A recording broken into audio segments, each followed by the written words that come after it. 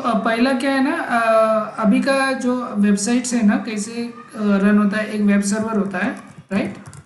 हाँ वेब हाँ। सर्वर जैसे हमारा एग्जांपल्स होता है, जैसे हम अपाचे यूज़ करते हैं कभी कभी, तो कभी कभी नोट जेएस यूज़ करते हैं, तो कभी कभी टॉम कैट यूज़ करते हैं, कोई भी सॉफ्टवेयर हम यूज़ करते हैं मतलब हमारे वेबसाइट्स को रन करने के लिए।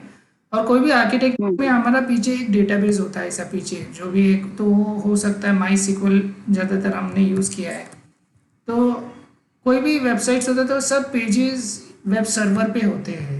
तो इधर जैसे हमारा HTML पेज हो गया, है ना, तो CSS फाइल हो गया, JS फाइल हो गया, ये जावास्क्रिप्ट फाइल्स, ये सब वेब सर्वर पे लोड होते हैं।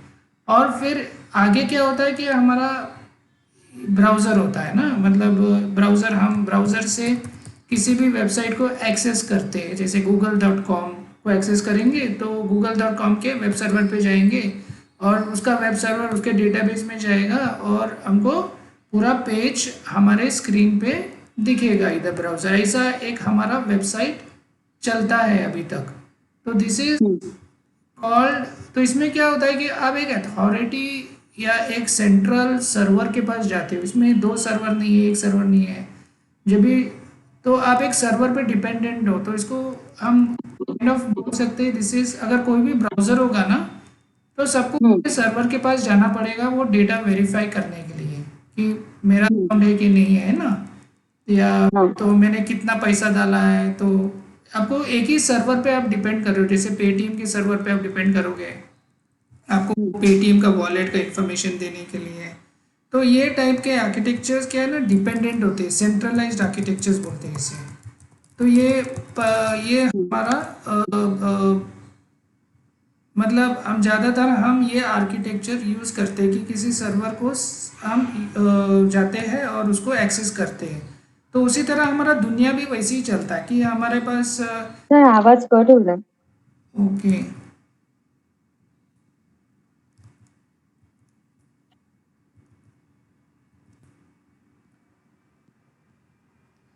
ये सेंट्रलाइज्ड आर्किटेक्चर जैसे अभी सुनाई दे रहा है। हाँ सर। तो जैसे बैंक होता है ना, तो कुछ भी अकाउंट होता है हमें बैंक,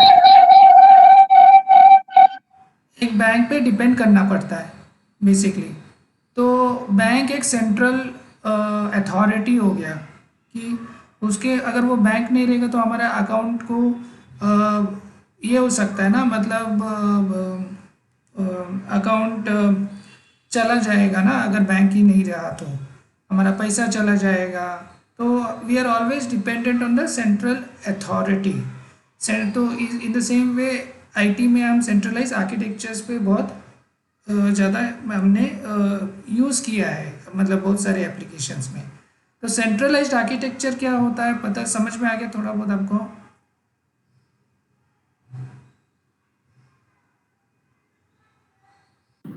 यस सर। ठीक है। तो ये सेंट्रलाइज आर्किटेक्चर में एक मास्टर सर्वर होता है, तो जिस पे आप डिपेंड करते हो, ठीक है, ऐसे आपको सोचना है।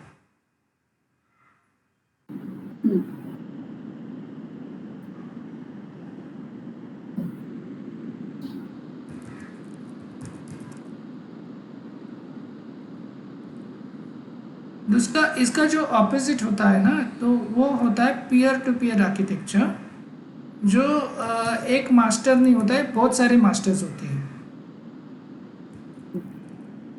थोड़ा रिपीट करोगे, बीच बीच में मैं पूछूंगा आपको तो रिपीट कर देना। ओके। कितने सारे मास्टर्स होते हैं? बहुत सारे होते हैं, मोर देन वन होते हैं। हाँ, तो मतलब मैं अगर एक सर्वर एक मास्टर होता है तो बहुत सारे मास्टर हो गए, तो बहुत सारे मास्टर सर्वर हो गए ना, तो master server number 1, master server number 2, और सोचो मास्टर सर्वर नंबर 3। तो सबके पास अपना अपना वो डेटाबेस होता है, ठीक है। जो भी डेटाबेस आपका अकाउंट नंबर 1 है सोचो, हाँ, तो इधर एक अकाउंट नंबर 1 हम डाल देते हैं अपने डेटाबेस में, अकाउंट इज इक्वल टू 1। तो ये आपका एक सर्वर हो गया। अगर किसी को कुछ डेटा चाहिए आपका अकाउंट के बारे में, तो ये सर्वर के पास एक्चुअली जा सकता है वो, और वो अकाउंट से खींच के आपको दे सकता है डेटा। ये सेंट्रलाइज्ड हो गया। ओके। बट क्या है ना, ये मास्टर सर्वर 2 इसका रेप्लिका है, क्या डुप्लीकेट है, जेरोक्स कॉपी है। हम्म, उसके पास भी सेम डेटाबेस है। हम्म, तो जब ये अकाउंट नंबर 1 इधर ऐड हो गया ना, तो इधर भी ऐड हो गया हाँ, और इधर भी ऐड हो गया। हम्म, फिर अभी सोचो किसी ने इधर डाल दिया अकाउंट नंबर 2 से रिमूव $100 फ्रॉम दिस अकाउंट। ऐसे किसी ने हैक किया है आपका अकाउंट, सोचो कुछ तो प्रॉब्लम। तो अभी क्या होगा, ये कितना मशीन को हैक किया है अभी हमने इसमें? सर ये तीनों को हो जाएगा ना? नहीं, हमने हैकर ने कितना मशीन को हैक करके वो $100 निकला आपके अकाउंट से? आपको एक $100 मिनट। दिख रहा है इधर, इधर से निकाला है मैंने? नहीं सर। नहीं, तो इसमें $100 कम दिखेगा आपको। इधर सोचो पहले $1000 था, हाँ। तो अभी इधर $900 दिखेंगे हम्म, इस ये मास्टर सर्वर नंबर 1 के हिसाब से। हम्म, लेकिन ये सर्वर नंबर 2 को अगर आप पूछोगे ना, तो वो बोलेगा नहीं, अकाउंट नंबर 1 इज $1000। हम्म, और सर्वर 3 को पूछोगे तो वो भी बोलेगा $1000। तो बिटकॉइन क्या करता है, तो पीयर टू पीयर आर्किटेक्चर में। हेलो। हेलो, सुनाई दे रहा है? हेलो। हेलो। हाँ। हाँ, सुनाई दे रहा है? हाँ सर। ओके। तो जब भी ब्लॉकचेन में क्या होता है कि कुछ भी ट्रांजैक्शन कंफर्म करने से पहले सबको पूछना पड़ता है आपको। क्या करना पड़ता है? सर ये पार्ट मुझे नहीं समझा। मतलब अगर सर्वर मास्टर 1 में हम मतलब कोई भी अगर रिमूव $100 कर रहा है और ये रेप्लिका ही है ना सर्वर 2 और सर्वर 3, तो फिर मतलब वो उसको पूछेगा या मतलब अपने आप ही ये हो जाएगा? ब्लॉकचेन में पूछेगा। ओके। अगर आपने ब्लॉकचेन इम्प्लीमेंट किया है, हाँ। तो उसका एक एल्गोरिथम होता है, कंसेंसस एल्गोरिथम। क्या होता है? Consensus algorithm. हाँ, कंसेंसस का मतलब पता है आपको? इंग्लिश वर्ड है ये, कंसेंसस। इट्स लाइक मतलब रिलेटेड टू मनी। मनी नहीं, मतलब जैसे आपका बच्चा इंजीनियरिंग करना चाहिए, तो माँ हाँ बोलना चाहिए, बाप हाँ बोलना चाहिए, दादा हाँ बोलना चाहिए, दादी हाँ बोलना चाहिए। सबने हाँ बोला तो ही आपका बच्चा इंजीनियरिंग करेगा। उसको बोलते हैं कंसेंसस।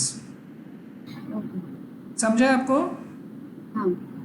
तो उसी तरह पीयर टू पीयर आर्किटेक्चर और ब्लॉकचेन में ये $100 तब तक नहीं निकलेगा जब तक सब लोग बोलेंगे ये ठीक है, सबको ओके देना है। ठीक है? हाँ। तो peer to peer architecture central authority पे नहीं चलता है। बहुत सारे मास्टर सर्वर को हाँ बोलना पड़ता है तभी जाके वो चलता है। तो इससे क्या होता है, आपका अकाउंट ज़्यादा प्रोटेक्टेड रहता है। ठीक है? हाँ।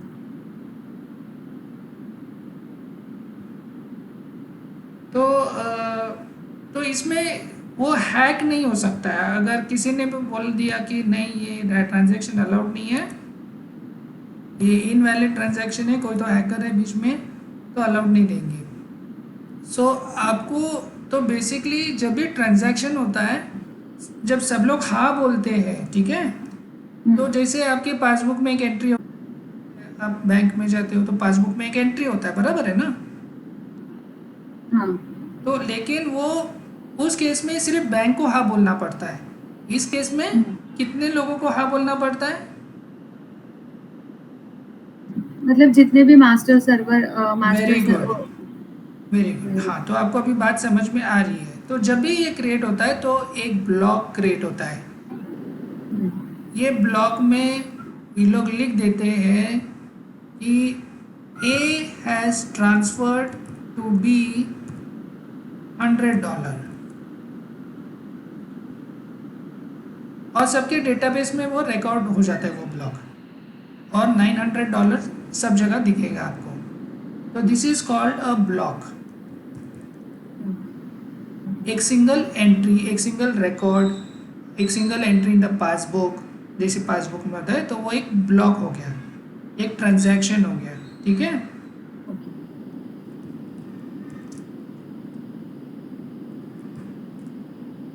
ये बात आपको समझ में आ गई अभी? हाँ सर।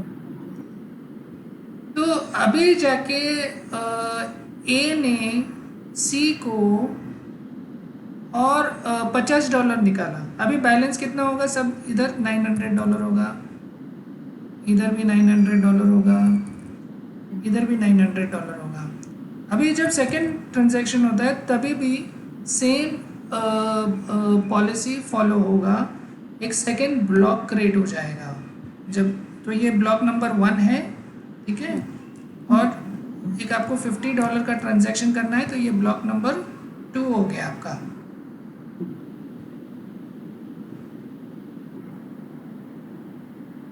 तो सोचो ये $50 है।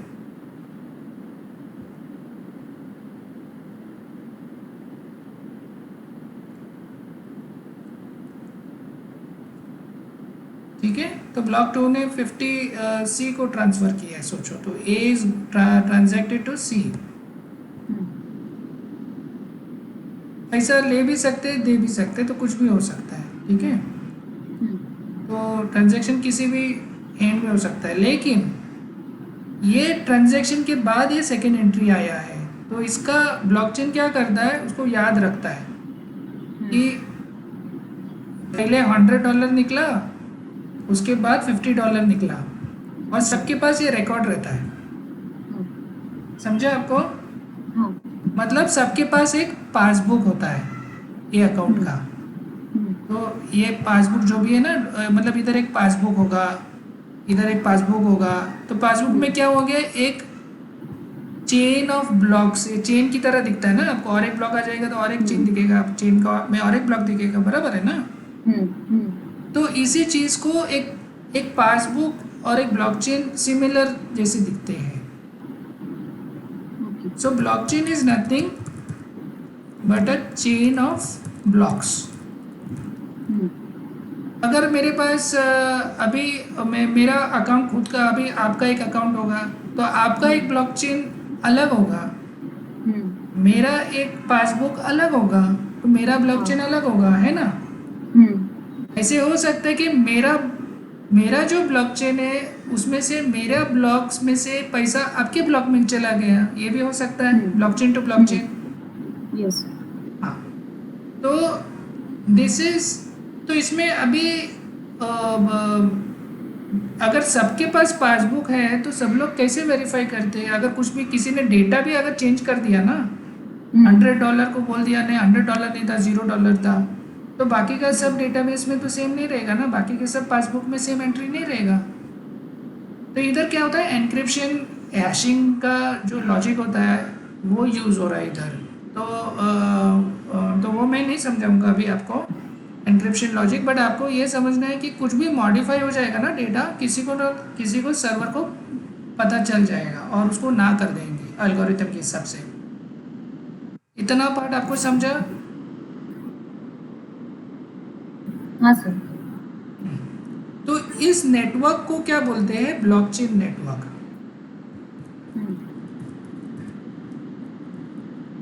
ठीक है,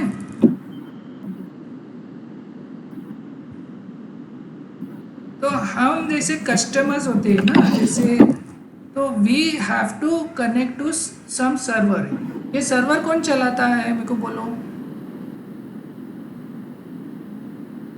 सर मास्टर्स चलाते हैं। हाँ, लेकिन मास्टर को हमारा दुनिया में, अभी मैं बोलता हूँ जैसे इंडिया में गवर्नमेंट मास्टर है, सेंट्रल बैंक मास्टर है, इसमें मास्टर कौन है?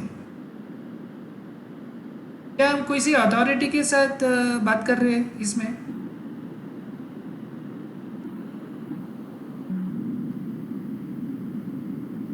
ये मास्टर कोई भी नहीं है, ये हम ही है, नॉर्मल पब्लिक है। हम्म, कल को उठ के आप ही अपना एक सर्वर क्रिएट कर सकते हो। हम्म, तो जब आप लॉगिन करते हो, बोलते हो आई आज से मेरा एक सर्वर ऑन रहेगा, तो सबसे पहला चीज़ क्या होगा जब आप ये नेटवर्क पे जुड़ जाओगे तो, अगर आप ये नेटवर्क पे जुड़ गए सोचो, हम्म। तो सबसे पहला चीज़ क्या होगा? तो अकाउंट क्रिएट होगा। ये जो भी डेटाबेस है हाँ, उसका एक कॉपी आपके बॉक्स पे कॉपी हो जाएगा इधर, क्योंकि अच्छा। आपको भी अभी वेरीफाई करना पड़ेगा ना। आप सर्वर हो, मास्टर सर्वर नंबर 4 हो आप। हम्म, जो काम बाकी मास्टर कर रहे थे वो आपको करना पड़ेगा, अभी आपको भी करना पड़ेगा। हम्म, ठीक है? हाँ, तो मास्टर सर्वर कौन होता है? मास्टर कौन होता है? मतलब हम ही है पब्लिक। कोई भी हो सकता है मास्टर, जिसने कोई भी हो सर्वर सकता है। लॉन्च किया है कोई भी हो हाँ। सकता है। तो हम्म, कितना चांस अभी अगर मैंने आपको बोला कि जब भी ये ट्रांजैक्शन होता है श्वेता, तो अपने सर्वर पे चेक करना कंसेंसस एल्गोरिथम के हिसाब से, तो आप क्या बोलोगे? मेरा तो करंट जा रहा है, मेरा क्या फ़ायदा है, बोलोगे ना? हम्म, तो आपको क्या बोला जाएगा? आप वरी मत करो, ये जो 1000 एक ट्रांजैक्शन होता है इसमें से छोटा सा टुकड़ा आपको दूंगा मैं, इसको बोलते हैं गैस मनी। 0.001 ऐसा कुछ एक आपको छोटा सा डॉलर मिलेगा चलाने के लिए। हम्म। तो इसमें आपका फ़ायदा भी है।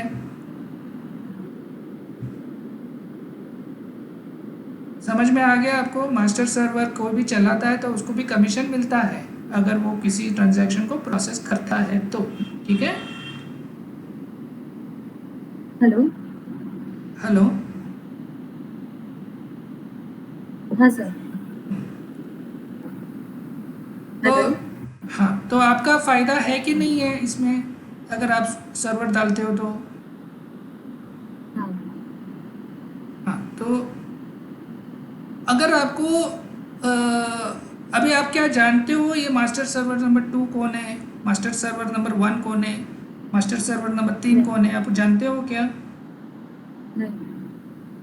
हम्म? नहीं सर। नहीं ना? तो कोई आपको ऐसे ऐसे कितने सर्वर होंगे पूरे दुनिया में, कितने लोग होंगे? बहुत सारे। हाँ, ऐसे हो सकता है कि कभी भी कि सब लोग एक साथ बोल मिलके एकजुट बोल के बोल देंगे चलो हम पूरा का पूरा दुनिया के पैसे लूट लेते हैं, ऐसे कभी भी हो सकता है क्या? कितना चांसेस है पूरा सबको मनाने का?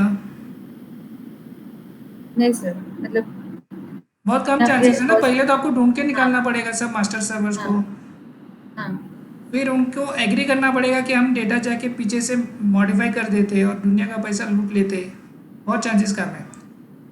दूसरा चीज़ ये हो सकता है कि कोई हैक करेगा। तो मुझे बोलो कितना चांसेस है एक हैकर दुनिया के सब मशीन एक ही टाइम पे सब डेटाबेस हैक करे?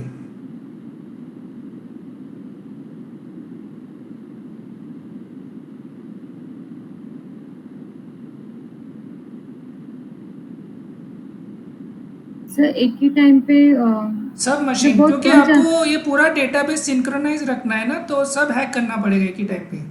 कितना हाँ, चांसेस है सब हैक, सबको हैक करना है एक ही टाइम पे? तो बहुत कम चांसेस होंगे ना। हाँ, तो इसी बात को लेके ब्लॉकचेन सिक्योर हो जाता है। चांसेस बहुत डिफ़िकल्ट हो जाता है क्योंकि आपका रेप्लिका कॉपी इतना है, आपने एनक्रिप्ट करके रखा है डेटा को। कुछ भी डेटा मॉडिफाई हो जाएगा तो समझ में आ जाएगा। कोई भी पूरा सर्वर साथ में मिलके डेटा चेंज नहीं कर सकता है। कोई भी एक टाइम पे सब मशीन सर्वर हैक नहीं कर सकता है। तो blockchain works like a peer to peer architecture, जिसमें कोई मास्टर नहीं है, सब लोग अपने मास्टर ही है, कोई सेंट्रल ये नहीं है। ठीक है।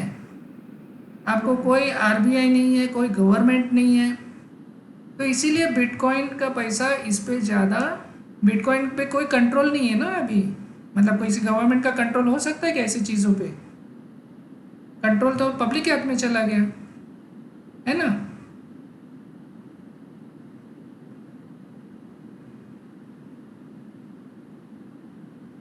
हेलो।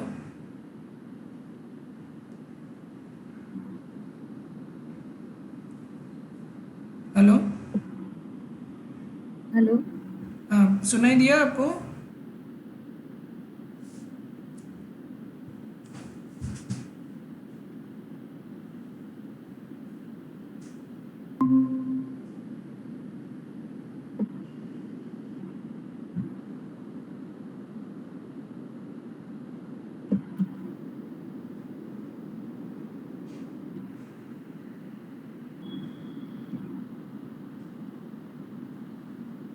हेलो। हेलो। हाँ, आपको सुनाई दिया मैंने क्या समझाया अभी? हाँ सर, लास्ट वाला थोड़ा सा पार्ट मतलब क्रैक हो रहा था आवाज वाला, लेकिन समझा मुझे। ओके। अभी मुझे आप समझाओ, क्या क्या समझा आपको? सर आपने पहले सेंट्रलाइज आर्किटेक्चर और पीयर टू पीयर आर्किटेक्चर वो बताया। सेंट्रलाइज आर्किटेक्चर में मतलब कोई एक मास्टर होता है, और पीयर टू पीयर में मोर देन वन मास्टर होते हैं, और जितने मास्टर्स होते हैं उतने सर्वर्स होते हैं। फिर मास्टर सर्वर मास्टर वन का replica master two master server two master server three, मतलब कितने भी हो सकते हैं। फिर देन सपोज कोई हैकर अगर यहाँ पे अकाउंट सर्वर मास्टर वन में अकाउंट में रिमूव कर रहा है कोई, तो फिर वो सेकंड मतलब दूसरे मास्टर्स को है वो पूछता है बिकॉज ऑफ ब्लॉकचेन। एंड जैसे हमारे पासबुक में एंट्री रहते हैं, ट्रांजैक्शंस रहते हैं, उसे हम ब्लॉक्स बोलते हैं। देन और कंसेंसस एल्गोरिदम यूज होता है ब्लॉकचेन में, उसके वजह से अकाउंट प्रोटेक्ट रहता है। कंसेंसस एल्गोरिथम क्या होता है? कंसेंसस एल्गोरिदम भाई मतलब सबसे कंसेंट जैसे मतलब अगर सर्वर मास्टर वन में कोई चेंजेस हो रहा है, मतलब कुछ भी अपडेशन आ रहा है, कुछ हो रहा है, तो वो बाकी के मैच सर्वर से भी पूछता है, उनसे कंसेंट लेता है। तो अगर आपने किसी सर्वर को चालू किया और नेटवर्क में जुड़ गए आप, तो आपका फायदा हम्म। क्या है उसमें? उसमें मतलब वो सम पार्ट मतलब थोड़ा हमें मतलब वो ये करते हैं ना, जैसा एग्जांपल आपने दिया कि वो 0.0 मतलब सम पार्ट वो हमें देते हैं ऐसा। कमीशन देता है आपको? हाँ, कमीशन देते हैं। हाँ, तो उसको गैस मनी बोलते हैं, क्या बोलते हैं? हाँ, कैश मनी, हाँ। तो अगर आपको ये पार्ट समझ में आ गया, तो बिटकॉइन कैसे चलता है अभी आपको समझ में आ गया। ओके। हाँ। हाँ, बिटकॉइन एक अकाउंट ही मैनेज करता है। क्या करता है? अकाउंट मैनेज अकाउंट करता है, मैनेज पैसे को करते मैनेज करता है। उसका एक हैं। डेटाबेस होता है, वो डेटाबेस सबके पास होता है और सब लोग वेरीफाई करते हैं किसी बिटकॉइन को देने से। इसमें किसी गवर्नमेंट का, ये पूरा डिजिटल मनी है, इसमें नोट नहीं दिखते हैं, ठीक है।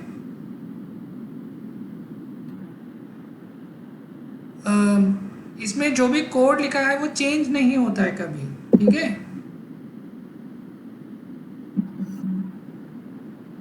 हेलो। हाँ,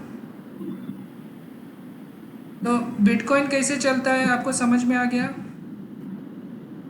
हेलो। हेलो।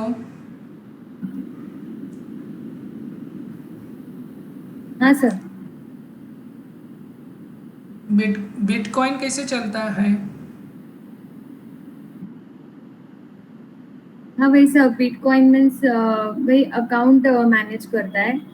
जैसे अभी ये ब्लॉकचेन में हमने जो किया वही वही करता है, मतलब अकाउंट मैनेज करता है। अकाउंट में कुछ होगा, अपडेशन होगा, कुछ भी होगा, तो वो मतलब एक दूसरे से कनेक्ट करके उससे होता है बिटकॉइन। Very good. अभी मैं आपको सेकंड लेवल पे लेके जा रहा हूँ, ठीक है। ये आपका बेसिक कॉन्सेप्ट आपका फिक्स हो गया, मतलब आपको थोड़ा क्लियर, थोड़ा अभी आप थोड़ा पढ़ोगे ना तो थोड़ा समझ में आ जाएगा अभी। सर अभी मैं आपको कॉल करूँ क्या, क्योंकि अभी लैपटॉप से ज्वाइन हो गया है। हाँ ठीक है।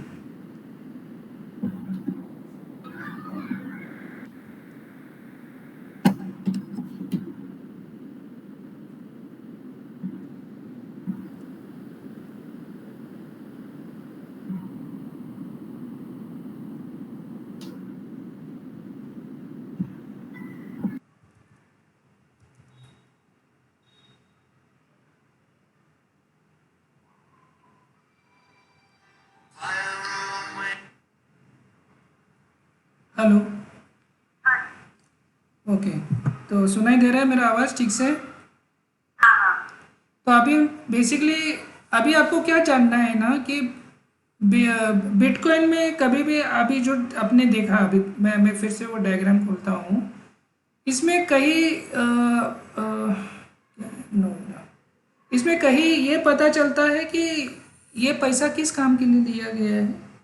आपने ज़मीन लेने के लिए किया है, टैक्स भरने के लिए लिया है, आपने गिफ्ट लेने के लिए दिया है, कुछ भी समझ में आता है इसमें पैसा किस बात के लिए है?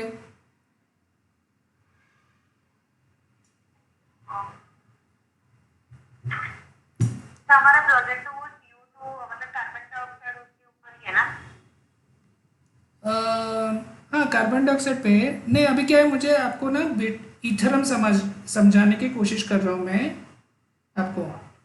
तो क्योंकि हम इथरम यूज़ कर रहे हैं ना अभी, तो मैं उसी पॉइंट ऑफ व्यू से पूछ रहा हूँ कि ये जो अभी आपने मैंने डायग्राम दिखाया है जो स्क्रीन पे दिखाई दे रहा है आपको, इसमें कहीं ट्रांजैक्शन में आपको पता चलता है कि ये ट्रांजैक्शन किस बात के लिए किया गया था?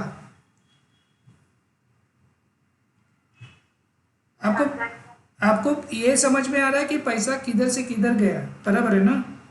हाँ। क्या आपको ये समझ में आ रहा है कि ये पैसा किस बात के लिए गया था? नहीं सर। हाँ, तो ये फर्क है बिटकॉइन और इथरम में, ठीक है।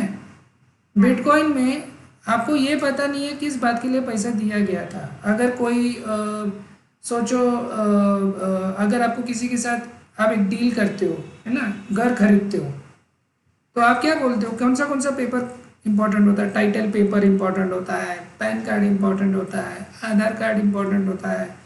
तो ये डॉक्यूमेंट ट्रांजैक्शन से कनेक्टेड होते हैं ना, तभी जाके वो ट्रांजैक्शन कंप्लीट होता है। हाँ। दुनिया में कुछ भी ट्रांजैक्शन एक पर्पस के साथ होता है, या तो वो गिफ्ट होता है, या तो वो आप कुछ खरीद रहे हो, या तो एक बिजनेस डील होता है, कुछ भी एक ट्रांजैक्शन होता है। तो बिटकॉइन उसको ट्रैक नहीं रखता है, ये है प्रॉब्लम बिटकॉइन का।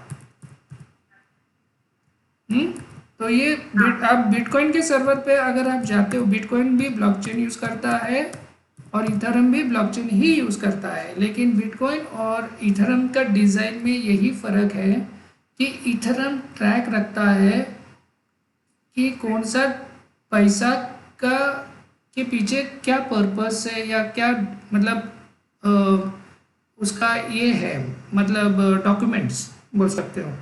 तो बिटकॉइन आप ऐसे बोल सकते हो, bitcoin is equal to transaction only, okay, financial transaction, इतना ही मैनेज करता है वो।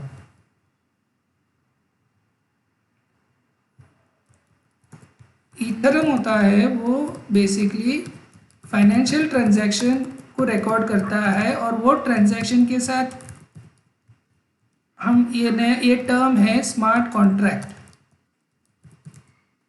तो ये चीज़ क्या होता है, ये डेटा, आप एक डेटाबेस सोचो, सेट ऑफ फाइल सोचो, कुछ भी हो सकता है इसमें, को एक प्रोग्राम सोचो। आपको जैसे वैलिडेट करना पड़ता है ना, वैलिडेट डॉक्यूमेंट्स, तो ऐसे एक फंक्शन हो सकता है आपका। फिर आपका जैसे आपको डॉक्यूमेंट आपको अटैच करना है, तो आप इधर आधार कार्ड अटैच, आधार कार्ड .pdf हो सकता है डॉक्यूमेंट, है ना। तो ये सब डॉक्यूमेंट्स स्मार्ट कॉन्ट्रैक्ट्स के अंदर आप ट्रैप कर सकते हो कोड के साथ।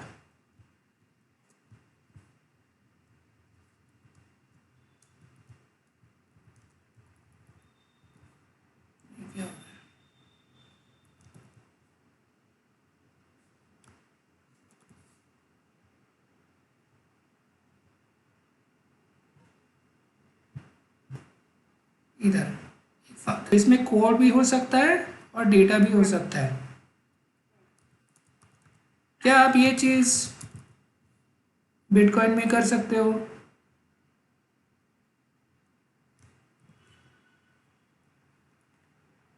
बिटकॉइन में स्मार्ट कॉन्ट्रैक्ट्स होते हैं क्या? तो स्मार्ट कॉन्ट्रैक्ट क्या होता है आपको समझ में आ गया?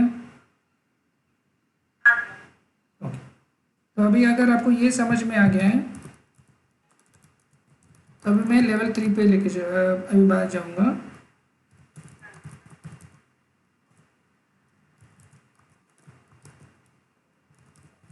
जो है हमारा प्रोजेक्ट क्या करता है, किस चीज़ को ट्रैक करता है? इलेक्ट्रॉनिक प्रोडक्ट्स को ट्रैक करता है, किसके हाथ से किसके हाथ में चला गया है। हाँ, तो प्रोडक्ट किधर से चालू होता है? पहले सैमसंग अगर होगा तो सैमसंग फ़ोन बनाता है, तो ये मैन्युफैक्चर हो गया। तो वो बहुत सारे फ़ोन मैन्युफैक्चर करता है, फिर वो क्या करता है, दुकानदार पे पूरे दुनिया के दुकानदार के रिटेलर्स को वो फ़ोन देता है। तो ये एक ट्रांजैक्शन, तो पहले तो वो इलेक्ट्रॉनिक प्रोडक्ट क्रिएट हुआ है इधर, ये फर्स्ट स्टेप होता है। फिर देन ही manufacturer sells electronic product to retailer, second transaction हो गया आपका। हाँ, फिर रिटेलर क्या करेगा, फिर कस्टमर्स जो आएंगे उनके दुकान में या कुछ भी हो सकता है, तो retailer sells electronic product to consumer.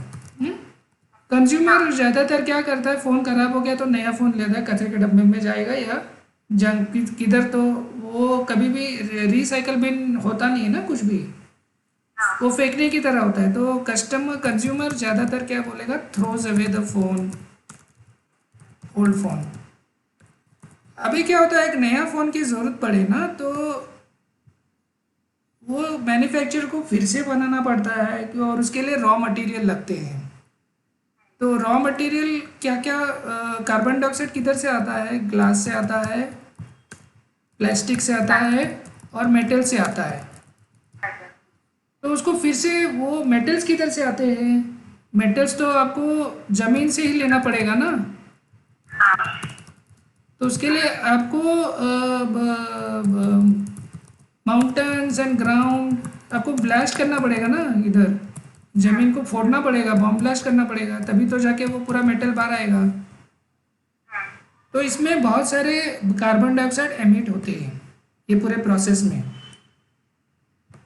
तो हम क्या बोल रहे हैं हमारे सॉल्यूशन में कि हम इसको ट्रैक करेंगे ब्लॉकचेन के अंदर और कंज्यूमर को बोलेंगे consumer returns backs to recycle unit, मतलब वो प्रोड्यूसर को देगा रिटर्न्स बैक द फोन, मतलब वो किसी रद्दी शॉप को दे देगा, जैसे हम ऊपर देते हैं, ग्लास देते हैं, प्लास्टिक देते हैं, तो फ़ोन भी दे देंगे हम।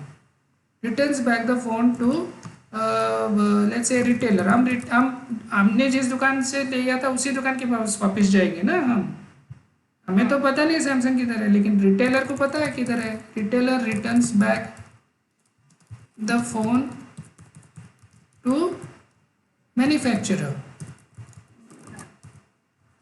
और मैन्युफैक्चरर क्या करता है, रिसाइकल जो भी बिजनेस करता है रिसाइकलिंग का उसको दे देता है या अपना खुद का रिसाइकलिंग बिन रहेगा। Returns back to recycling unit. Recycling unit क्या करता है, रिसाइकलिंग यूनिट वो पूरा जो रॉ मटेरियल है पूरा फ़ोन को वो एक मिक्सर के अंदर डाल देगा, उसमें से पूरा मेटल बाहर आ जाएगा, उसका मेटल बाहर आएगा, और केमिकल बाहर आ जाएगा ना वो अल्टीमेटली, तो उसको रीयूज़ कर देगा। will will crush the phone and get glass, plastic and metals back for production to the manufacturer। तो इसको हम बोलते हैं सर्कुलर इकोनॉमी। क्या बोलते हैं? Circular economy. जो पहला एग्जाम्पल दिया था उसका, पहले एग्जाम्पल में वो यूज एंड थ्रो था, दैट इज लीनियर इकोनॉमी। ये जो एग्जाम्पल है जिसमें रिसाइकलिंग होता है इसको बोलते हैं हम सर्कुलर इकोनॉमी। तो इसमें कम कार्बन डाइऑक्साइड जाता है। तो अभी क्या होता है ना, अभी ये एक सिंपल सा प्रोडक्ट लाइफ साइकिल बोलते हैं हमें इसे। मतलब प्रोडक्ट का लाइफ किधर से स्टार्ट होता है पूरा साइकिल और किधर एंड होता है। तो इस चीज़ में सर्कुलर इकोनॉमी प्रोडक्ट अंदर ही आ रहा है, मतलब बहुत सारे कार्बन डाइऑक्साइड हम सेव कर रहे हैं एमिट करने से, तो इससे क्लाइमेट चेंज पे इफेक्ट कम गिर रहा है। तो ये एक पार्ट है हमारा प्रोजेक्ट का। जो आप वो ई वेस्ट मैनेजमेंट सिस्टम देख रहे हो ना, तो उसमें आप देखोगे कि इधर एक साइट है और पीछे मेरा एक सर्वर ऑन है। ये किधर, तो वो शायद ये सर्वर है, तो ये सर्वर इधर ऑन चल रहा है मेरा सर्वर। तो जब भी मैं एक ट्रांजैक्शन क्रिएट करता हूँ, जैसे मैं लॉगिन करता हूँ एज अ प्रोड्यूसर मतलब मैन्युफैक्चरर ही हो गया। तो कोई भी एक वेबसाइट में लॉगिन करता है, बोलता है आज ये एक फ़ोन मैंने प्रोड्यूस किया है, तो जब भी वो एंटर करता है इधर, तो उसको इमीडिएटली मेटामास्क एक पेटीएम वॉलेट की तरह होता है, ठीक है। तो वो वॉलेट क्या करता है, वो वॉलेट में हम कौन से सर्वर से कनेक्टेड थे हमने देखा था ना थोड़ा टाइम पहले। अभी तो मैं रॉबस्टर, हम इससे कनेक्टेड थे ना। तो मतलब वो ये कोड क्या करता है कि जब भी इधर ट्रांजैक्शन होता है वेबसाइट्स पे, वो मेटामास्क को बोलता है आप जिससे भी कनेक्टेड हो ना, तो मैं बोल दूंगा कि मैं लोकल होस्ट से जो भी है इस पे ये नेटवर्क पे मेरा ब्लॉक रिकॉर्ड कर दो। तो ये चीज़ इधर हो रहा है। तो ये जो भी अभी कितने सारे पूरे प्रोडक्ट लाइफ साइकिल में क्या होता है, अगर आप ये मेरा वीडियो देखोगे ना, सेकेंड वीडियो स्पेशली, उसमें आप देखोगे कि प्रोडक्ट कैसे ऐड होता है, रिटेलर कैसे खरीदता है, और सब हर पॉइंट पे ना वो ट्रांजैक्शन भी दिखता है आपको। वो मेटामास्क का इमीडिएटली वो बोलेगा कि मैंने ब्लॉकचेन में डाल दिया है, ब्लॉकचेन में डाल दिया है। तो आपको जैसे कितने सारे ट्रांजैक्शन दिखेंगे जैसे, तो इसका तो ये एक ब्लॉकचेन ही हो गया ना फिर आपका, क्योंकि इधर एक ब्लॉक है, फिर सेकेंड रिटेलर देता, मैन्युफैक्चरर रिटेलर को भेजता है, सेकेंड ट्रांजैक्शन हो गया, रिटेलर सेल्स टू इलेक्ट्रॉनिक। तो किसी को अगर पता करना है कि ये प्रोडक्ट अभी किधर है प्रोडक्ट लाइफ साइकिल में, इसका कार्बन डाइऑक्साइड कितना ये हो गया, तो वो ये डेटा ब्लॉकचेन से उठा के कैलकुलेट करके बता सकता है। तो ये पहली बात है। अभी इसमें ये ब्लॉकचेन नेटवर्क क्या सैमसंग इसका मास्टर है? क्या सैमसंग ने बनाया है ये ब्लॉकचेन नेटवर्क? नहीं। अभी कल को आईफोन को ये नेटवर्क में जुड़ना है, तो आईफोन भी अपना ब्लॉक रिकॉर्ड डाल सकता है इसमें, लेकिन आपको सबका एक ब्लॉकचेन होगा ब्लॉकचेन नेटवर्क में। तो इससे एडवांटेज क्या है कि पूरा ये प्रॉब्लम एक मैन्युफैक्चरर का नहीं है, एक रिटेलर का नहीं है, या एक कंज्यूमर, पूरी दुनिया की प्रॉब्लम है। ऐसे प्रॉब्लम कोई एक कंपनी, एक इंसान, एक कंट्री नहीं ले सकता है। तो ये इसीलिए ये सेंट्रलाइज आर्किटेक्चर में नहीं, इसका चलना थोड़ा मुश्किल हो जाएगा, क्योंकि कोई एक कंपनी इतना पैसा तो नहीं डालेगा ना पूरा दुनिया का इलेक्ट्रॉनिक प्रोडक्ट्स को रिसाइकलिंग करेगा, ऐसे तो नहीं होएगा ना। जैसे रद्दी वाला शॉप बोलता है आज मैं रद्दी न्यूज़पेपर, पुराना न्यूज़पेपर ले लूँगा, वो कभी भी अपना दुकान खोल सकता है और बिजनेस ज्वाइन कर सकता है। तो इसी तरह कोई भी मैन्युफैक्चरर हो, कोई भी रिटेलर हो, कोई भी कंज्यूमर हो, कितने भी हो, सब लोग जुड़ेंगे। मतलब कभी भी वो एंटर कर सकते हैं मार्केट में, खरीदी कर सकते हैं, या तो फेंक सकते हैं या तो रिसाइकल कर सकते हैं, है ना। तो हम क्या सॉल्यूशन दे रहे हैं कार्बन डाइऑक्साइड कम करने के लिए, उसको ब्लॉकचेन में इसको ट्रैक करो, पहली बात। तो ये चीज़ आपके एप्लीकेशंस में हो रहा है। हाँ तो अभी आप जो कर रहे हो ना, तो अभी इतना पार्ट समझा आपको? हाँ सर। अभी इतना बात समझा है तो अभी आपको अपना एप्लीकेशन समझ में आ गया, ई वेस्ट मैनेजमेंट सिस्टम। तो मैं अभी वही चीज़ अभी रिपीट करूँगा।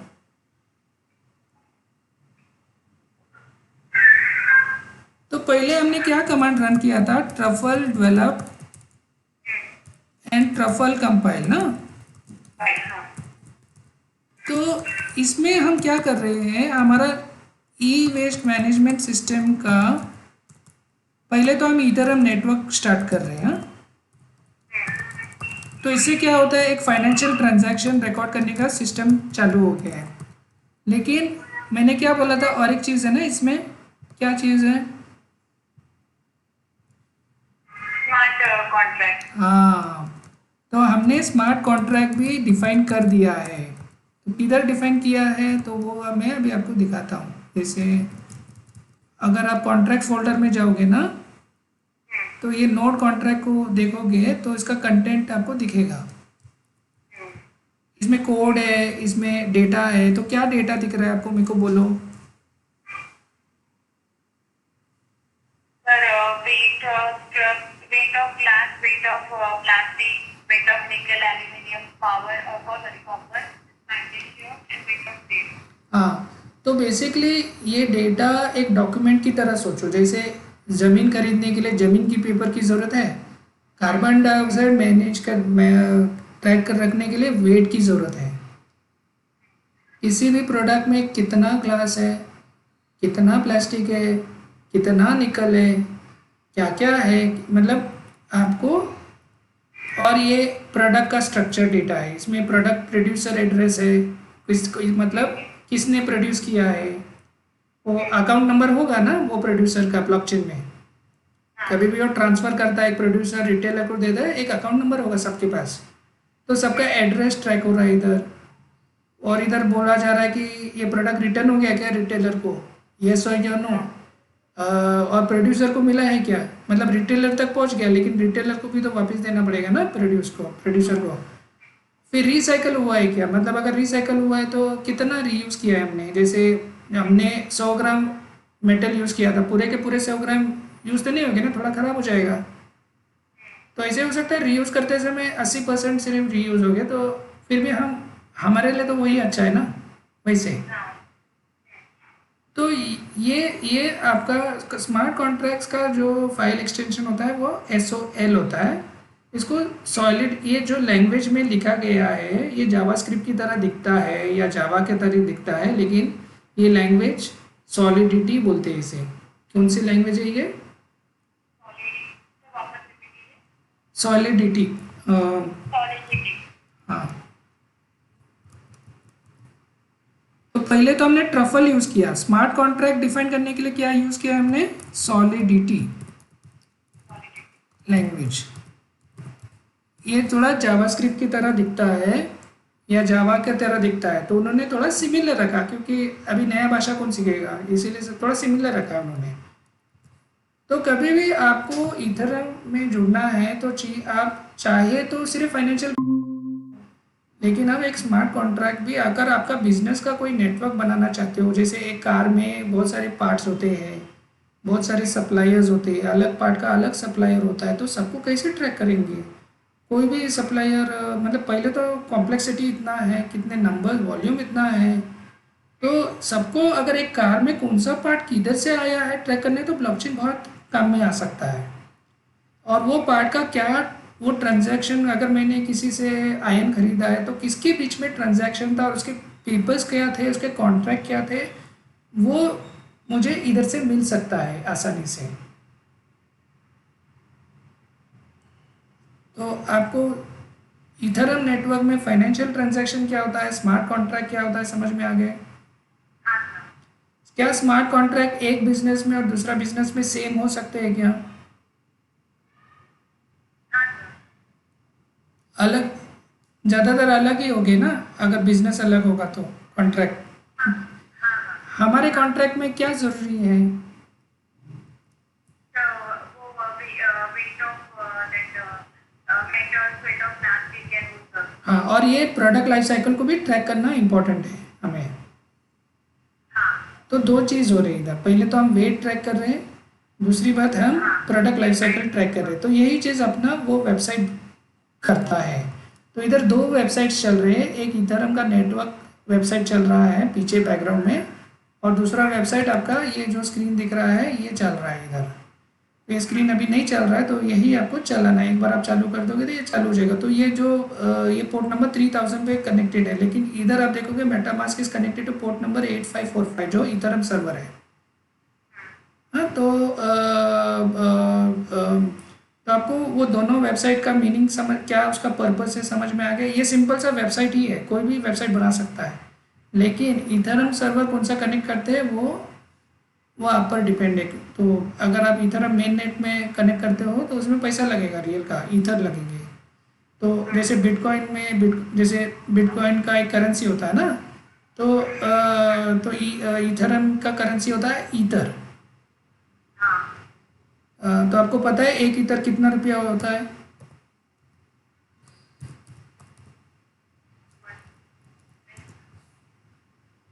एक बिटकॉइन कितना रुपया होता है, कुछ अंदाजा है? हाँ, एक ईथर 2,25,865 रुपया होता है। ठीक है, एक बिटकॉइन कितना होता है अभी वो भी देख लो। अभी बिटकॉइन क्यों जा रहे हैं सब लोग, इसीलिए 32 लाख। हाँ, ये जब ये 1 लाख का वैल्यू था ना, तभी मेरे पास पैसे नहीं थे। मैंने मेरे बहन को बोला थोड़ा एक बिटकॉइन ले लो आप, सुना नहीं मेरा। 1 लाख का 32 लाख हो जाता था। तो बट बिटकॉइन का क्या है ना, थोड़ा ऊपर नीचे होता रहता है इसमें, जल्दी जल्दी, मतलब एक स्टॉक मार्केट की तरह, बहुत वोलेटाइल बोलते हैं इसे। तो लेकिन अभी तो बहुत महंगा हो गया। अभी क्या है ना, लोग जैसे 0.01 बिटकॉइन खरीद रहे हैं, 100 रुपये का बिटकॉइन। तो वैसे खरीद रहे हैं, तो 100 रुपये का मतलब बहुत कम ही हो जाएगा ना बिटकॉइन का वैल्यू। वैसे मतलब ज़्यादा नहीं खरीद रहे, लेकिन फिर भी खरीद रहे लोग, अभी सब लोग खरीदना चाहते हैं। तो उनको लगा कि मशीन पैसा चला रहा है, कोई बैंक नहीं है, कोई मतलब मशीन अगर बंद पड़ गया तो बिटकॉइन चला जाएगा, ऐसे लोग डरते थे। लेकिन अभी पूरा मशीन ही कंट्रोल कर रहा है ना, पूरे सर्वर ही कंट्रोल कर रहा है। ये बिटकॉइन तभी बंद हो सकता है जब सब दुनिया के सब सर्वर बंद हो जाएंगे, बिटकॉइन सर्वर तभी बंद हो सकता है, नहीं तो नहीं। वैसे और इसमें अभी सबका पैसा लगा हुआ है, तो अभी कोई बंद नहीं करेगा इसे। तो अभी आपको अपना प्रोजेक्ट के बारे में बात समझ में आ गई? ओके, तो अभी मैं आपको नेक्स्ट लेवल पे लेके जा रहा हूँ, सिस्टम को समझा रहा हूँ अभी आपको, क्योंकि आपको अपना एप्लीकेशन समझा है, लेकिन आपका एप्लीकेशन बाकी सब एप्लीकेशन से कैसे जुड़े हुए वो आपको समझा रहा हूँ। ठीक है, तो टीम चैलेंज, ओके। तो पहला टास्क क्या है ना, आपको अपना ये सिंपल सा कोड चलाना पड़ेगा। ये सबसे पहला टास्क होगा आपका टास्क, मतलब फिर बाकी और भी थोड़े टास्क हैं, लेकिन ये सबसे पहला टास्क होगा। तो अगर ये स्लाइड्स को पढ़ोगे ना तो समझ में आएगा। तो देख रहे हैं इधर ब्लॉकचेन किस चीज़ में इम्प्लीमेंट की, जावास्क्रिप्ट थोड़ा पता नहीं सही हो सकता है कि नहीं, क्योंकि वो वेबसाइट जो क्रिएट किया ना उधर थोड़ा जावास्क्रिप्ट यूज़ किया उन्होंने। तो मुझे लगता है वो जावास्क्रिप्ट कौन सा जावास्क्रिप्ट है, रिएक्ट है कि कौन सा है, मुझे समझ में नहीं आ रहा है, लेकिन ये अभी समझ में आ गया। इधर ट्रफल क्यों बोला है मैंने, सॉलिडिटी क्यों बोला है, जावास्क्रिप्ट क्यों बोला है। हाँ, तो अभी क्या हो रहा है कि अगर हमको पता करना है ना किसी कार्बन डाइऑक्साइड कितना एमिट हुआ है, तो हमें क्या है ना, एक डेटाबेस है हमारा इधर, जैसे ये है ना बाजू में राइट हैंड साइड पे, ये जो राइट हैंड साइड पे है इसको डेटाबेस सोचो इधर, जिसमें डेटा इधर ब्लॉकचेन से हम लोग उठा के आपने ब्लॉकचेन के अंदर डाला ना अभी 8545 पे, वही 8445 से हमको वो डेटा पूरा निकाल के डेटाबेस के अंदर डालना है। तो ये पार्ट मैं करने वाला था सर्वर का। तो इधर से उठा के डेटाबेस में डालना। एक बार डेटाबेस के अंदर चला गया, वो कॉन्ट्रैक्ट का इंफॉर्मेशन भी चला जाएगा ना कि ये प्रोडक्ट है, इसका इतना वेट है। तो मुझे ये पता है कि 1 ग्राम का अगर निकल यूज़ करोगे तो कितना कार्बन डाइऑक्साइड जाएगा, ये सोचो, एग्ज्यूम करो कि मुझे पता है। अगर आपको 1 ग्राम का एक रॉ मटेरियल का कितना कार्बन डाइऑक्साइड एमिट होता है अगर पता है, कैन यू कैलकुलेट, एक फ़ोन में अगर आपको पता रहेगा ये फ़ोन का वेट में ये ग्लास इतना वेट का है तो कितना कार्बन डाइऑक्साइड चला गया, कैन यू कैलकुलेट दैट?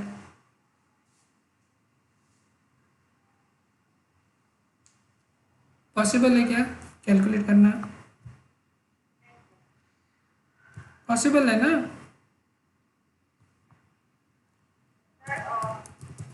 मैं क्या बोल रहा हूँ, मैं सो एक इलेक्ट्रॉनिक प्रोडक्ट होता है, ठीक है, इसमें आपको बोला गया कि इसमें 100 ग्राम्स ग्लास है, ये इसका वेट है। सोचो, आपको ये इन्फॉर्मेशन दिया गया है। अभी ये इन्फॉर्मेशन से आपको पता करना है कि कार्बन डाइऑक्साइड कितना जाएगा। तो इसके लिए आपको किस डेटा की ज़रूरत पड़ेगी? तो ये डेटाबेस के अंदर हमारे पास एक रिकॉर्ड होगा, 1 gram of glass emits 1 gram 0.5 gram of carbon dioxide, ये हमें पता है। तो हम क्या कर रहे हैं कि जब डेटा उठा के इधर डाल देते हैं ना हम अंदर डेटाबेस के अंदर, वो ट्रांसफ़र किया ना हमने, तो ये दो इन्फॉर्मेशन के साथ आप पता कर सकते हो कि ये इलेक्ट्रॉनिक प्रोडक्ट ने कितना कार्बन डाइऑक्साइड एमिट किया है। हाँ, तो दैट इज़ व्हाट वो डेटाबेस काम करता है। डेटाबेस का मेन पर्पस वही है, कार्बन डाइऑक्साइड एमिशन कैलकुलेशन करना पड़ता है उसको based on weights of product and per gram carbon dioxide emission. क्योंकि बहुत सारे डेटा हो गए ना, तो वो काम डेटाबेस को ही करने दो, आप सब काम नहीं कर सकते ना ब्लॉकचेन में, तो स्लो हो जाएगा मशीन में से। आप सिर्फ रिकॉर्ड करो, ठीक है, प्रोडक्ट को ट्रैक करो, वेट्स ट्रैक करो, और जब कैलकुलेशन करने की पार्ट आ जाएगी तो इधर जाके डेटाबेस में वो अलग प्रोग्राम ट्रांसफ़र कर देगा, ठीक है। अगर मुझे ये पता चल गया, क्या मैं ये इस इंफॉर्मेशन से ये पता कर सकता हूँ कि किस प्रोडक्ट ने total like all phones have emitted how much carbon dioxide, क्या मैं ये पता कर सकता हूँ सबका डेटा मिला के? क्या मैं ये पता कर सकता हूँ कि each company is responsible for how much carbon dioxide emission, क्या मैं पता कर सकता हूँ? ओके, क्या मैं ये पता कर सकता हूँ कि each country is responsible for how much emission, carbon dioxide emission? क्या मैं ये पता कर सकता हूँ कि each raw material is responsible for how much carbon dioxide emission? क्या मैं पता कर सकता हूँ कि टोटल ग्लास ने कितना कार्बन डाइऑक्साइड एमिट किया है दुनिया में? तो यही काम डेटाबेस करता है। डेटाबेस का ड्यूटी ये है, डेटा खींचो, इसको हम इंजेक्शन बोलते हैं, एनालाइज करो और रिपोर्ट करो। तो डेटा एनालिटिक्स का मॉड्यूल समझ में आ गया आपको? तो ये पार्ट, तो अभी सेकेंड मॉड्यूल, अभी एक बार इतना डेटा आ गया तो बाकी लोग क्या कर रहे हैं, फिर अभी वो देखना पड़ेगा। बाकी लोग क्या कर रहे हैं, ये रिपोर्ट खींच रहे हैं। बिजनेस इंटेलिजेंस क्या कर रहा है, वो एक ग्राफ दिखा रहा है, उसका जिम्मेदारी है कि एक अच्छा सा प्रेजेंटेशन फॉर्मेट में। ये क्या हो गया?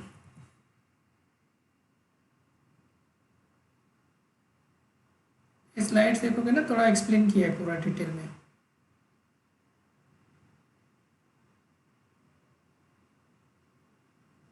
ये डेटा एनालिटिक्स का मॉड्यूल है।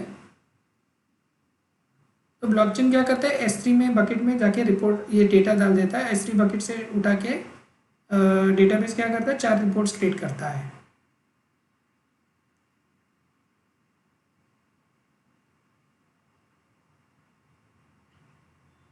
अभी तक कोई क्वेश्चंस है आपको? क्या हो रहा है, समझ में आ रहा है?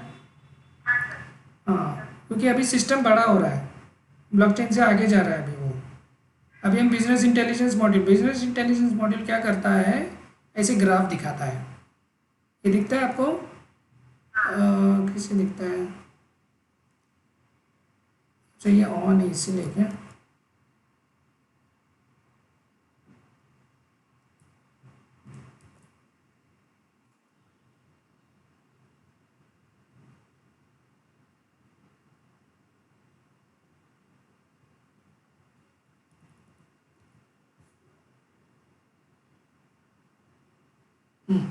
इधर क्या बोला है, total amount of carbon dioxide emission during production, electronic product, company. तो दिख रहा है ना आपको, जैसे पहले सैमसंग का इतना, ये सैमसंग का रिकॉर्ड है 2020 और 2020 में इतना था, 2021 में थोड़ा कम दिख रहा है। एप्पल का ज़्यादा हो गया है, दिख रहा है ना आपको, LG का इतना है। तो आपको इसका फ़ायदा समझ में आ रहा है अभी बिजनेस इंटेलिजेंस मॉड्यूल का? आपको क्या है ना, आप एक डिसाइड कर पाते हो किसको किस पे फोकस करना है आपको। इसीलिए हम ये रिपोर्ट चाहिए, तो इसीलिए वो अंकित ने जो लिया है मॉड्यूल, बिजनेस इंटेलिजेंस का मॉड्यूल लिया है, और प्रेसिला ने जो लिया है वो डेटाबेस का लिया है, आपने जो लिया है वो ब्लॉकचेन का लिया है। हाँ, तो अभी इसके बाद नेक्स्ट मॉड्यूल आता है हमारा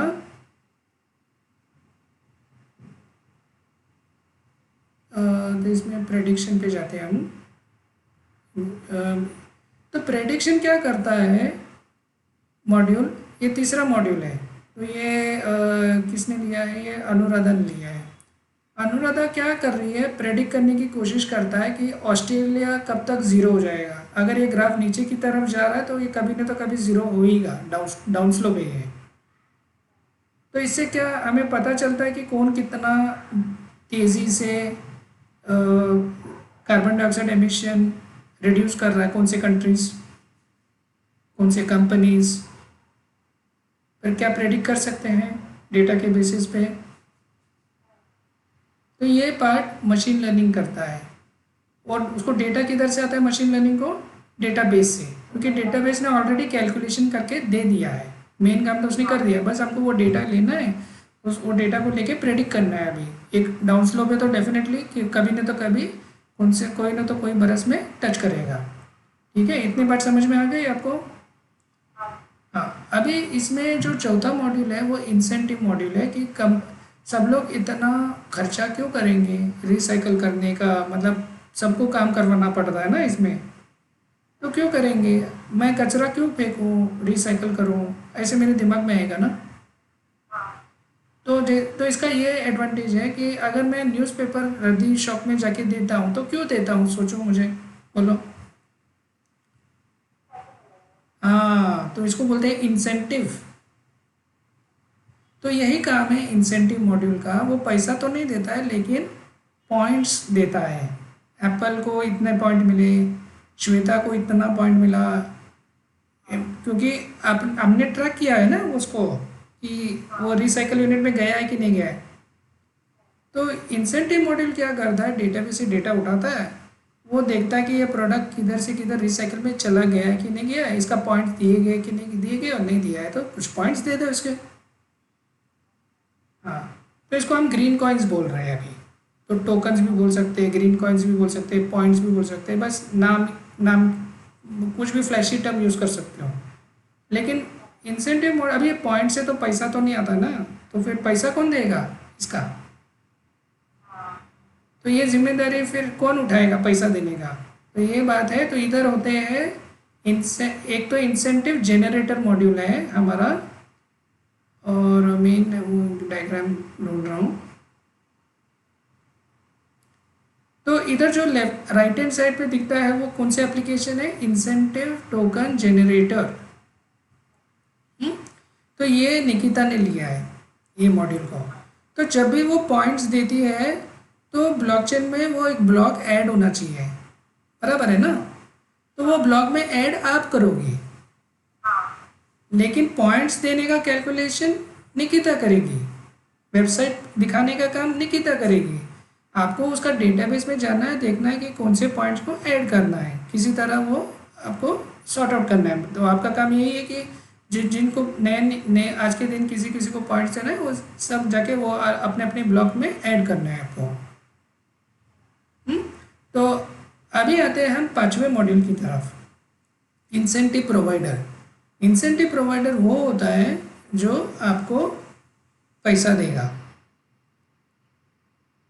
तो वो क्या करता है, नेटवर्क पे जाता है और देखता है किसको कितना पॉइंट्स मिला है, और वो पॉइंट्स किसने डाला था, आपने डाला था, बराबर है ना, आपके मॉड्यूल से। वही चीज़ गवर्नमेंट उठा सकता है, बोलता है चलो सैमसंग ने बहुत कार्बन डाइऑक्साइड कम किया है, चलो इसका टैक्स माफ़ करते हैं, थोड़ा बहुत 10% माफ़। आपने कभी टैक्स फाइलिंग किया है आपने? आपको टैक्स फाइलिंग का नॉलेज है क्या, कैसे टैक्स फाइलिंग होता है? टैक्स के बारे में पता है, इनकम टैक्स? हाँ हाँ, तो उधर ही तो फायदा है ना, मेन सबको टैक्स भरना पड़ता है ना, बिजनेस भी करो टैक्स भी भरो। तो डिडक्शंस नाम का कुछ चीज़ होता है, जैसे LIC में इन्वेस्ट किया थोड़ा माफ़ हो जाएगा टैक्स आपका, तो उसको डिडक्शन बोलते हैं। सोचो आपने 1 लाख रुपया कमाया, और उसमें से आपने LIC में 30,000 इन्वेस्ट किया, तो आपको टैक्स कितने पैसे पे लग जाएगा?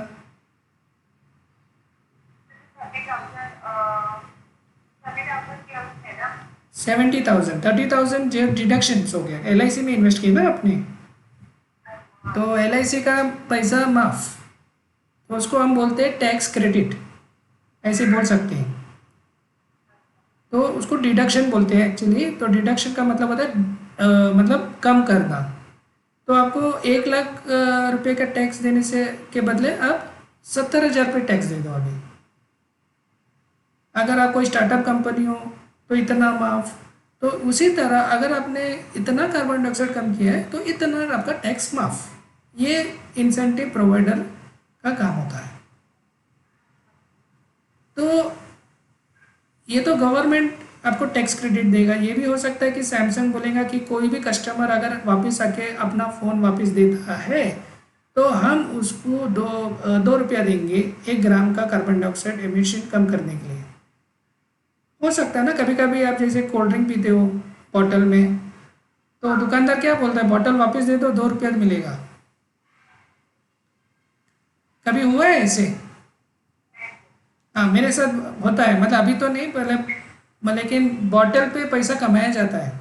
लोग आपको पैसा नहीं देते हैं, बॉटल रिसाइकल होता है। अगर कोई भी कचरा वाला को पूछोगे ना, अभी मैं जैसे हमारा कचरा वाला क्या करता है, बिल्डिंग में 100 फैमिलीज है, एक बार कचरा आ गया ना, एक एक कचरा का बैग को खोलता है, उसमें से ग्लास को सेपरेट करता है, और फिर एक बड़ा गोनी होता है, एक प्लास्टिक जमा होता है, एक गोनी होता है, और उसको बेचता है रोज 4-5 किलो का। वो पैसा तो मिलता ही है, हमें पैसा कोई देता नहीं है वो अलग बात है, लेकिन उसका पैसा मिलता है। रिसाइकलिंग बिजनेस एक बिजनेस है, वेस्ट इज अ बिजनेस।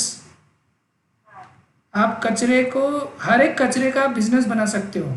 जैसे अपना वेट वेस्ट हो, जैसे खाने का आइटम, उसका मिट्टी बना सकते हो और मिट्टी बेच सकते हो। उसी तरह इलेक्ट्रॉनिक प्रोडक्ट का भी एक बिजनेस बन सकता है कि आपने रिसाइकल कर दिया तो वो जो भी मेटल्स निकलते हैं, तो जो भी बहुत सारे कस्टमर्स हो गए ना जिनको ये निकल चाहिए, आयरन चाहिए, सबको ये रॉ मटेरियल चाहिए, कुछ भी चीज़ ऐसे ही तो नहीं बनता ना। तो ये एक बिजनेस है। तो इसीलिए ये ना ही सोशल क्लाइमेट चेंज को सॉल्व करता है, बट एक बिजनेस मॉडल भी है इन अ वे। ये बहुत बड़ा बिजनेस है, क्योंकि जितना बड़ा कचरा उतना बड़ा बिजनेस, और कचरे पे कोई हाथ नहीं लगा रहा है बिजनेस। वो बिजनेस में कोई जा नहीं रहा है, लेकिन वो बहुत बड़ा बिजनेस, जो जिधर लोग नहीं जा रहे वही बड़ा बिजनेस अपॉर्चुनिटी है। ठीक है, तो ये हो गया हमारा पूरा जो सिस्टम जो हमने गया हैकाथॉन में बताया था। तो अभी आपको समझ में आ गया पूरा। हम्म, अभी जो ये चैलेंज में क्या है, एनएफटी करके कुछ नाम का चीज़ है। हाँ, नॉन फंजिबल टोकन। तो नॉन फंजिबल टोकन क्या होता है कि तो ये एक नया कॉन्सेप्ट है, सबके लिए नया है, मुझे मेरे लिए भी नया था। तो बिटकॉइन बिटकॉइन करके अभी नॉन फंजिबल टोकन भी आ गया है। तो नॉन फंजिबल टोकन क्या है, एक नंबर सोचो है। हाँ, जैसे आपका आधार कार्ड नंबर हो गया, आपका पैन कार्ड नंबर हो गया, आपका अकाउंट नंबर हो गया, बैंक अकाउंट नंबर, है ना। सबका वो नंबर क्या मतलब जैसे ज़्यादातर रिपीट नहीं होता है ना, जैसे आधार कार्ड तो डेफिनेटली रिपीट नहीं होगा, एक प्राइमरी की तरह होता है वो। तो ये अभी जितना मुझे समझा है, ये नंबर क्या करते हैं ये लोग, अगर ये फ़ोन में अगर मैंने ख़रीदा है तो मेरा टोकन का नंबर इस पे लग जाएगा, और उससे ये अगर किसका टोकन है उसका वो प्रोडक्ट है। मतलब आपको ये पता हो सकता है कि अगर ये ज़मीन किसका है, अगर मैं टोकन नंबर डाल दिया वो ज़मीन का और किसी अकाउंट के साथ जोड़ दिया, तो ब्लॉकचेन से आप पता कर सकते हो कि ये ज़मीन किसका था। अगर वो ज़मीन ट्रांसफ़र हो गया तो वो टोकन नंबर भी ट्रांसफ़र हो जाएगा। तो समझ में आ गई बात, टोकन ये नॉन फंजिबल टोकन क्या है। तो अभी हमें यही पता करना है कि नॉन फंजिबल टोकन ये पूरे प्रोसेस में किधर यूज़ कर सकते हैं, किस किस चीज़ के लिए यूज़ कर सकते हैं। मतलब ना वो टोकन नंबर जो रहेगा वो सेम ही रहेगा ना, जब ट्रांसफर होगा और डिफरेंट मतलब अलग नहीं होगा ना। हाँ, वो क्या बोलता है, एसेट के साथ जुड़ जाएगा। कभी लोगों के साथ जुड़ सकता है, एक आइडेंटिटी कार्ड की तरह, आधार कार्ड जैसे जुड़ जाता है। कभी प्रॉपर्टी पे जुड़ सकता है, प्रॉपर्टी का वो ज़मीन मार्क करने के लिए। कभी आप कुछ बेच रहे हो, जैसे एक ड्राइंग बेच रहे हो, ये ड्राइंग आपका है तो इसका क्रिएटर मैं ही हूँ, उसका टोकन मेरा है, तो कॉपीराइट है मेरा, तो कैसे प्रूव होगा। तो ये देखो ब्लॉकचेन में जाके खोद के निकालो, ओपन नेटवर्क है ना, और सबके पास डेटाबेस है। कोई सिंगल आदमी के मॉडिफाई तो नहीं कर सकता ना, ये एक सर्वर नहीं है बहुत वेरीफाई करने के लिए किसका है ये चीज़। तो ये प्रोजेक्ट में हमारा चैलेंज ये नहीं है, उन्होंने क्या बोला है, नॉन फंजिबल टोकन, बट बहुत सारे ऑप्शंस दिए, क्लाइमेट चेंज पे सॉल्व करो, क्लाइमेट चेंज में नॉन फंजिबल टोकन कैसे यूज़ करते हैं हमें बताओ, ऐसे बोला है उसने। तो मैं इस चीज़ पे अभी थोड़ा रिसर्च कर रहा हूँ। नॉन फंजिबल टोकन मेरे लिए टोटली नया चीज़ है। तो इसको आप देखोगे तो जैसे अभी तक जितने मैंने समझा है सब समझा आपको। Okay, very good. तो अभी जैसे हाँ, इधर ही खुल रहा है क्या,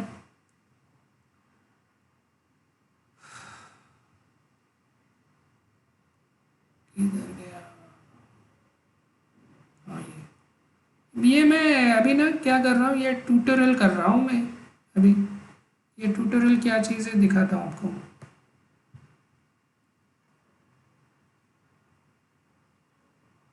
ये क्या ट्यूटोरियल है, थोड़ा पढ़ के बताओ मुझे। How to write and deploy an NFT, part 1 of NFT tutorial. हाँ, तो आप देख रहे हो मैं क्या कर रहा हूँ, ट्यूटोरियल पहले चलाने की कोशिश कर रहा हूँ, ये चलता कैसे है, क्या यूज़ कर रहे हैं, क्यों यूज़ कर रहे हैं, सब पढ़ रहा हूँ मैं। वो बोल रहे कनेक्ट टू द इथरम नेटवर्क, तो अगर मेरे पास तो मेरा इथरम नेटवर्क है ना 8545। फिर बोलता है क्रिएट एन ऐप, तो वो बोलता है एल्केमी करके एक सॉफ्टवेयर है, उधर जाके ये ऐप बनाओ, फिर नेक्स्ट स्टेप पे जाओ, पूरा का पूरा ट्यूटोरियल दिया है।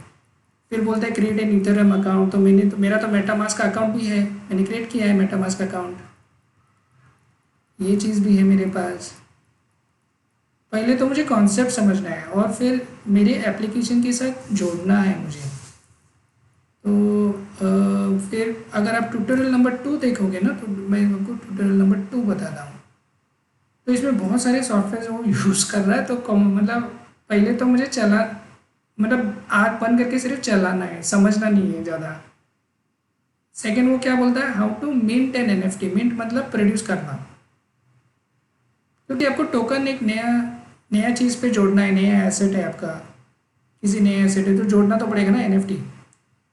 और वो यूनिक भी होना चाहिए पूरा दुनिया में, क्योंकि ऐसे हो सकता है कि 2 बैंक में अकाउंट नंबर सेम हो।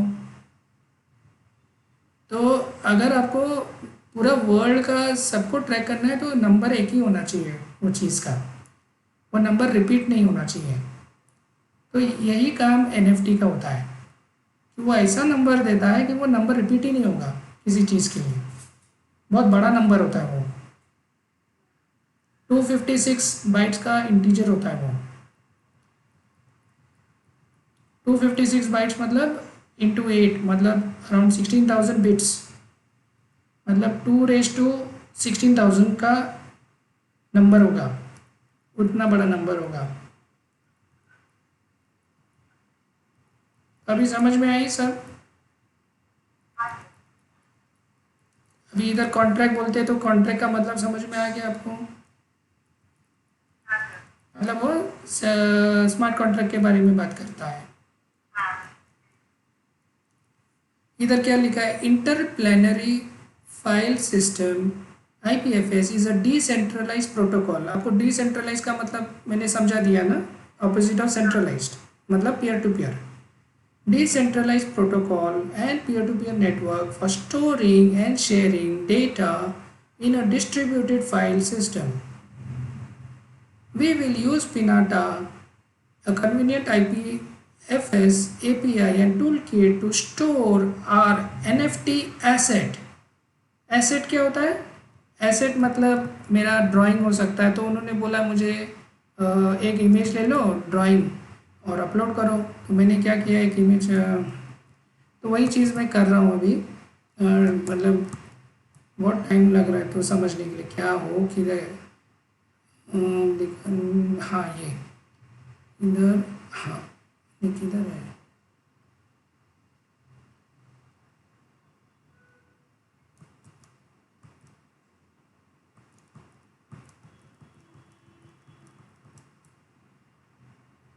ये जो मेरा डॉक्यूमेंट है इस पे अपलोड हुआ है टेस्टिंग के लिए।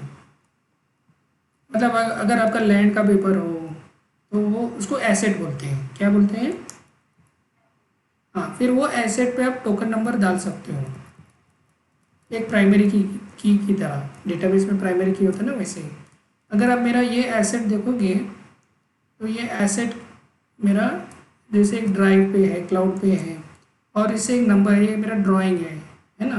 तो मैं सबको बोल सकता हूँ देखो मेरा खूबसूरत ड्राइंग, इसको मैं, कोई बोलेगा हाँ बहुत खूबसूरत है, कितने का बेचोगे, तो उसका ओनरशिप भी कंफर्म करना पड़ेगा ना। तो वो टोकन से वेरीफाई होता है कौन है इसका मालिक। तो अभी आपको क्या क्वेश्चन है दिमाग में, उनको बोलो।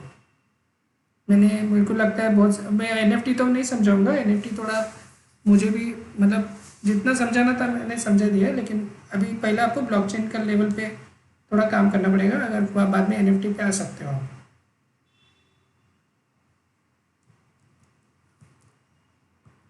तो अभी आपको क्या करना है, तो अभी क्या है ना, वो इंसेंटिव मॉडल में आपका क्या काम है, ये जो क्लाइंट एप्लीकेशन है प्रोडक्ट लाइफ साइकिल का, उसमें क्या काम है, बात समझ में आई आपको? ओके, और कोई क्वेश्चन है आपका? सर एक्चुअली ना मतलब अभी अभी मैं वापस आपको ये रिवाइज करवा दी क्या समझा मतलब आपने जो प्रोसेस बताया ना वो मुझे समझा अभी लेकिन अभी जैसे पहले फर्स्ट चीज के वो मुझे वीडियो अपडेट करके जो कमांड है वो रन करने हैं, उसके बाद फिर आई थिंक मुझे नील और निकिता से ये करना होगा ना, मतलब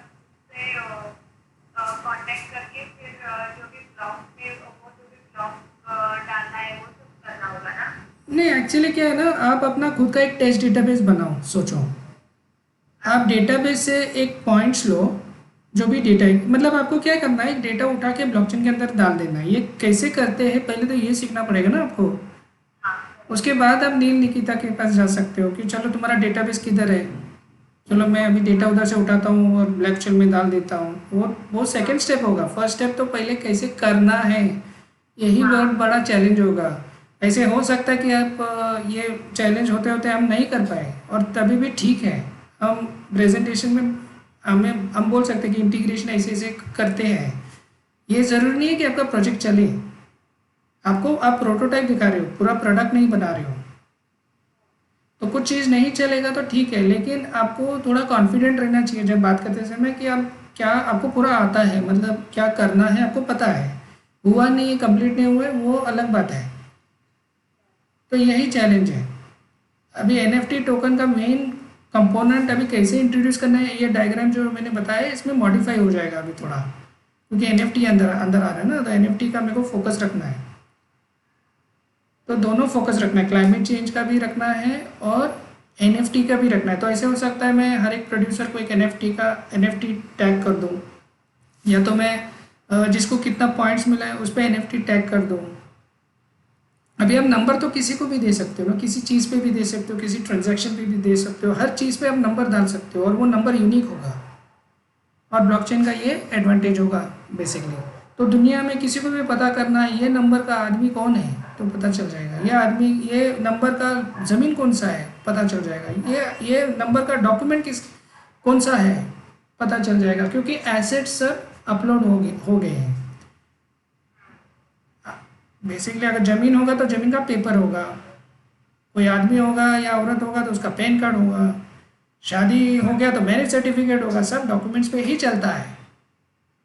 और सब पे नंबर लगाते हैं, उसके हम बोलते हैं NFT टोकन। बहुत सिंपल सा नंबर है, पूरा दुनिया में एक ही नंबर है उसका, बहुत बड़ा नंबर है, सबको नंबर मिल जाता है उसमें। तो यही चीज़ को लेके NFT का एक नया लोग बोल रहे हैं, अरे किसी ने, मतलब एक अभी न्यूज़ देखोगे ना, किसी ने बहुत बड़ा ड्राइंग बेचा है कुछ मिलियंस ऑफ पाउंड्स में। तो लोग अभी जाग गए, बोले NFT टोकन क्या है, इसमें पैसा मिलता है क्या? तो मैं वही देख रहा था कि ये पैसा है कि क्या है ये। तो इतना मुझे समझ में आ गया कि ये पैसा तो नहीं लग रहा है मुझे अभी तक, लेकिन ये पैसे के साथ मतलब जुड़ा हुआ हो सकता है, जैसे एक नंबर है सिर्फ, ये करेंसी नहीं है। करेंसी किसको बोलते हैं? बिटकॉइन को बोलते हैं, ईथर को बोलते हैं। वो आपके रियल अकाउंट से रियल अकाउंट से जुड़ा हुआ है पैसों से। टोकन आपका स्मार्ट कॉन्ट्रैक्ट से जुड़ा हुआ है। बात समझ में आई ना? तो सर, और अभी हमें जो 2 अक्टूबर तक जो आपने मतलब बोला है ना, उस 2 अक्टूबर तक मुझे अभी क्या करना है? ये जो भी कोडिंग का काम है ना आपका, रिसर्च करना है, कोडिंग करना है, इंस्टॉलेशन करना है, टेक्निकल काम 2 तक, उसके बाद काम बंद। उसके बाद प्रेजेंटेशन चालू। कौन क्या सबका स्क्रीनशॉट, आपके पास कुछ तो स्क्रीनशॉट होगा ना जितना काम किया है आपने, क्योंकि आपको सर, दो हमें वापस हो अभी अपडेट करूँगी और फिर वापस हो एक्चुअली क्या हो रहा है, ओरिजिनल जो कॉपी जो की होता है ना प्रोडक्ट की, वो नहीं है मेरे पास, उसकी वजह से नहीं हो रहा है। और ओरिजिनल डालना है तो एक डेढ़ से वैसे चार्जेस होता है, तो मैं बोला ठीक है मैं क्लिक करती हूँ। नहीं, अभी क्या है ना, बेस्ट ऑप्शन, ओके सॉरी, बोलो बोलो। हाँ, तो वही जो विंडोज 10 का प्रोडक्ट की है ना, वो मेरे पास नहीं है, इसकी वजह से वो अपडेट नहीं हुआ है। लेकिन अभी एक है, मतलब एक कॉन्टैक्ट में उसको पूछूंगा, अगर उससे वो बोल रहे हैं कि ओरिजिनल में चाहिए ना, ओरिजिनल में करना है तो उसके लिए चार्जेस लगेगा, ऐसे बोल रहा है। नहीं, मैं तो आपको सिंपल सा तरीका बोल रहा हूँ ना, क्लाउड पे जाओ, लिनक्स बॉक्स चाहिए तो लिनक्स पे ट्राई करो, और चाहिए तो विंडोज़ बॉक्स तैयार करो। और आपको जैसे $100 का क्रेडिट आपको मैं अकाउंट क्रिएट करके दे सकता हूँ, तो वो प्रॉब्लम नहीं है। तो आपको वो $100 यूज़ कर सकते हो और एक्सपेरिमेंट अपना ट्राई कर सकते हो पूरा। बस आपको इतना ही देखना है कि मशीन हमेशा चालू नहीं रहना चाहिए, आपको डिस्ट्रॉय करना चाहिए ताकि आपका पैसा बच जाए। तो नहीं तो एक एक दिन में $3-3 $4-4 तो ऐसे ही जाएंगे आपके। तो ऐसे तो अभी मुझे वो जो कमांड है वो सब देखना है और डेटाबेस ब्लॉकचेन में कैसे ये करना है वो मुझे देखना है ना। हाँ, मतलब आप जिधर भी मेरी मदद कर सकते हो ना, मुझे तो डेटा कैसे खींचना है ये भी पता नहीं है। मतलब ये वो रिसर्च वगैरह और करना प्लस ये पड़ेगा। अभी एनएफटी आ गया है, तो इसीलिए अभी अनुराधा ने बोला कि उसको ब्लॉकचेन का ज़रूरत है, तो मैंने बोला मतलब इंटरेस्ट है उसको, तो मैंने बोला ठीक है आप ब्लॉकचेन सर्वर पे आ जाओ। तो वो बोला 24 से आ जाएगी वो। तो वो डेटा कैसे खींचना है वो देखेगी, ब्लॉकचेन से उठा के डेटा बाहर कैसे डालना है। आपका काम उल्टा है, आपका काम डेटाबेस से उठा के ब्लॉकचेन के अंदर कैसे डालना है, ये काम है। करना है। तो बहुत हाँ इंटरेस्टिंग असाइनमेंट है और बहुत इम्पोर्टेंट स्किल सेट है। और लड़की के लिए बहुत अच्छा है ये सब अभी मतलब सीख जाना जैसे हाँ, लेकिन आप मतलब अभी आप आपका मतलब आप कर सकते हो ना, इतना बातें समझ में आ गई। मैं ऐसे कुछ डिफिकल्ट लगा क्या आपको ऐसी नहीं चीज़ों नहीं में? नहीं समझा मुझे कंफ्यूज हमने समझा तुमसे समझा 2-3 दिनों से बहुत कंफ्यूजन हो रहा था कि एग्जैक्टली करना क्या है लेकिन अभी समझ में आ रहा है। हाँ, तो अभी क्या है ना, तो बस धीरे धीरे धीरे फिर अगर आपको ये लाइन पसंद है तो, क्योंकि बहुत कम लोग क्या है ना इसमें स्टडीज़ करते हैं। मैंने और तो आपको कोर्स तो आपने निकिता को भी सजेस्ट किया था कुछ मेगा के बारे में हम्म, तो